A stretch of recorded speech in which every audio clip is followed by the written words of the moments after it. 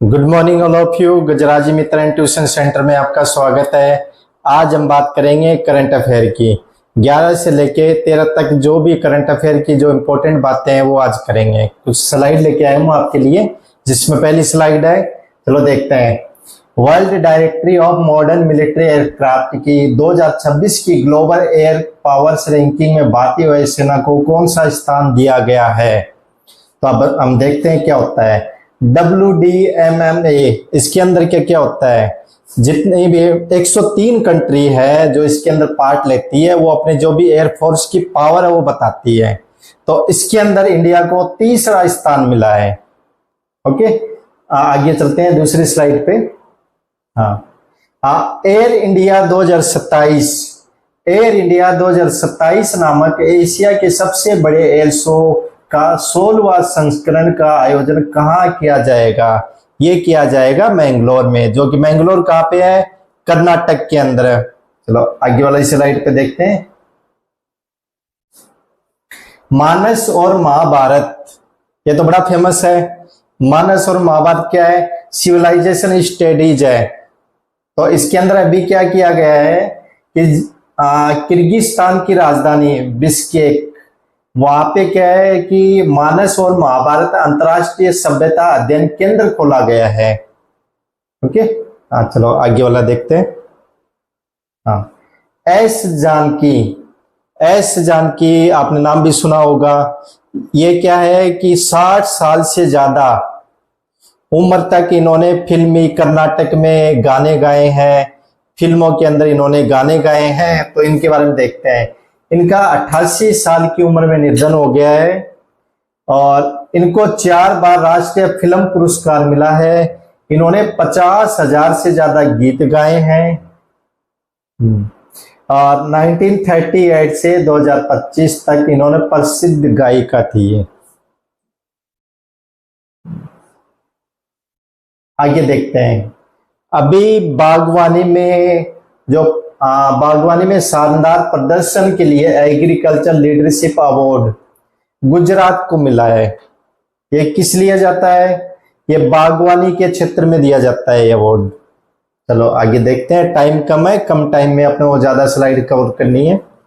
चलो, uniform civil code, ये सब आपको पता होगा। तो इसके बारे में देखते हैं। समान नागरिक संहिता के लिए गठित उच्च स्तरीय समिति का अध्यक्ष और किसको बनाया गया है?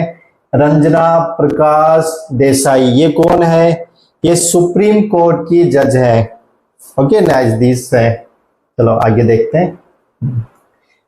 ग्लोबल लिवेबिलिटी इंडेक्स 2026, इसके अंदर पहला जो भी रैंक है वो किसकी रही है? कोपेनहेगन की।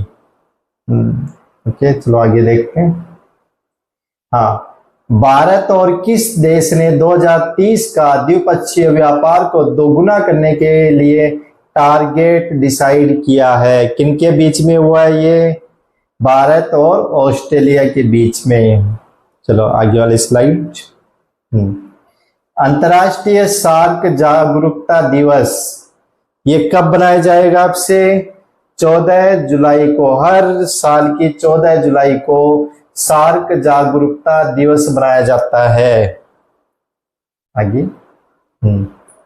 ट्राइब एक्स नाम की एक डिजिटल लर्निंग प्लेटफॉर्म तैयार हुआ है। जो किसने लॉन्च किया है? जुएल ओराम ने। जुएल ओराम कौन है? जनजातीय मंत्रालय है। ओके, आगे फेमस है एक चाय, माचा चाय। माचा चाय ये किसकी है? जापान की है। तो ये अपने यहाँ इंडिया के अंदर भी अब इसका उत्पादन चालू हो गया है। तो कौन से स्टेट ने उत्पादन चालू किया है? किसने चालू किया है? असम ने चालू किया है। विश्व युवा कौशल दिवस हर साल कब बनाया जाता है? 15 जुलाई को बनाया जाता है। चलो आगे। 1 घंटे में 3.61 लाख पौधे लगाकर गिनीज वर्ल्ड रिकॉर्ड किसके द्वारा बनाया गया है? किसके द्वारा बनाया गया है? अहमदाबाद शहर के द्वारा।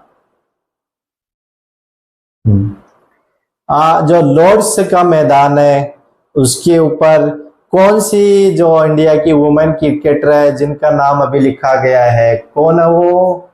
क्रांति गौड़। वो एक फास्ट बॉलर है इंडिया टीम के अंदर। चलो आगे देखते हैं। राजधानी दिल्ली में जयप्रकाश नारायण पब्लिक लाइब्रेरी का उद्घाटन किनके द्वारा किया गया है? ये किया गया है अमित शाह के द्वारा, जो अभी हुआ है 11 तारीख को। अगला है 16 अगस्त को किस राज्य सरकार ने आयुष्मान दिवस के रूप में मनाने की घोषणा की है? ये घोषणा हुई है वेस्ट बंगाल। ठीक है, ओके। आयुष्मान दिवस है, बनाने का टारगेट क्या है, उद्देश्य क्या है? यह है स्वास्थ्य सेवाओं के प्रति जागरूकता बढ़ाना। और दूसरा क्या है? आयुष्मान भारत और स्वास्थ्य साथी योजना को मजबूत बनाना, लोगों को बेहतर और सुलभ स्वास्थ्य सेवाएं उपलब्ध करवाना। चलो आगे देखते हैं आगे क्या है। ओके, ये थी अपने 3 दिन की जो इम्पोर्टेंट स्लाइड्स थी। कल मिलते हैं नई स्लाइड के साथ में। Okay, thank you.